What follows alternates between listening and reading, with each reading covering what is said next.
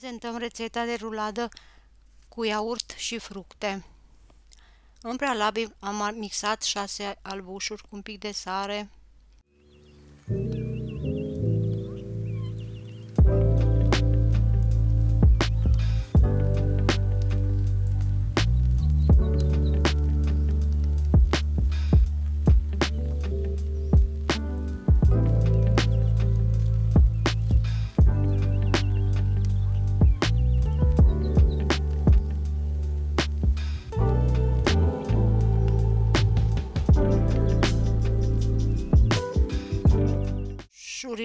după ce albușurile sunt bătute, adăugăm treptat zahărul.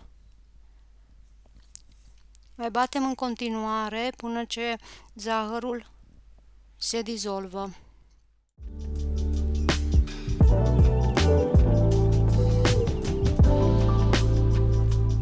Apoi adăugăm treptat gălbenușurile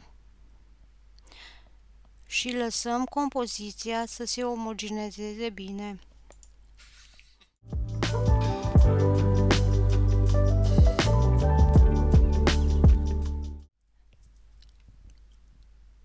După ce compoziția este amestecată, adăugăm 2 linguri de iaurt cu praful de copt.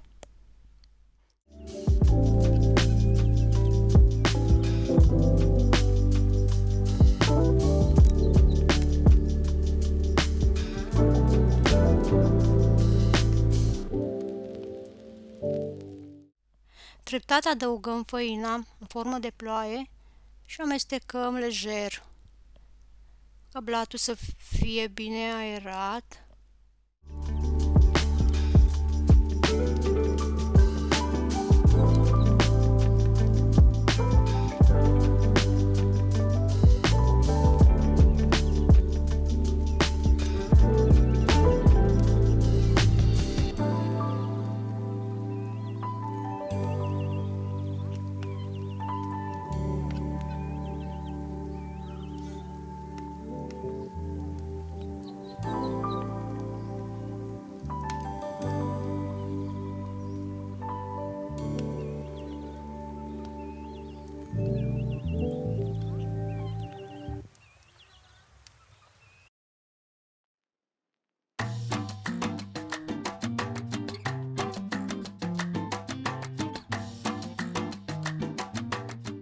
Apoi îl întindem într-o tavă tapetată cu hârtie de copt.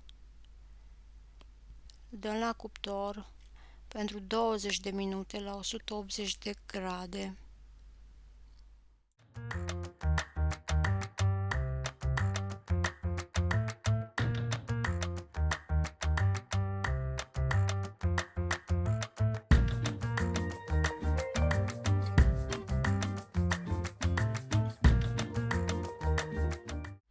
În timp ce blatul se coace, vom prepara crema, care e o cremă foarte ușoară și foarte ușoară ca și consistență și foarte bună. Deci, batem 300 de grame de frișcă, adăugăm iaurtul de fructe, zahăr nu mai punem deloc pentru că iaurtul are destul zahăr.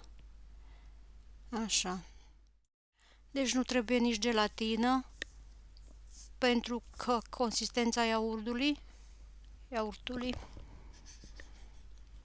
ne va ajuta să omogenizăm bine frișca.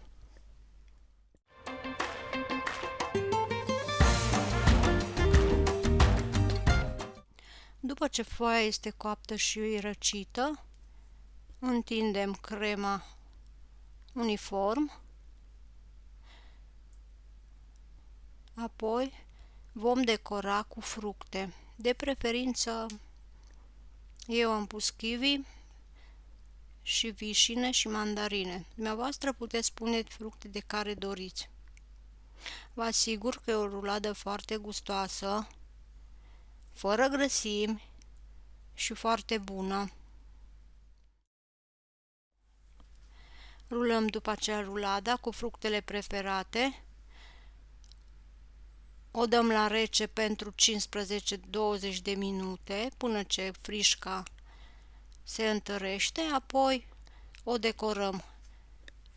Vă asigur că se face repede în 15 minute și veți fi foarte încântați de rezultatul care o să iasă. Apoi o decorăm frumos cu fructe și o stropim cu ciocolată pentru un plus de gust. Vă mulțumesc și vă aștept pe canalul meu de YouTube pentru mai multe rețete gustoase și sănătoase. Vă mulțumesc!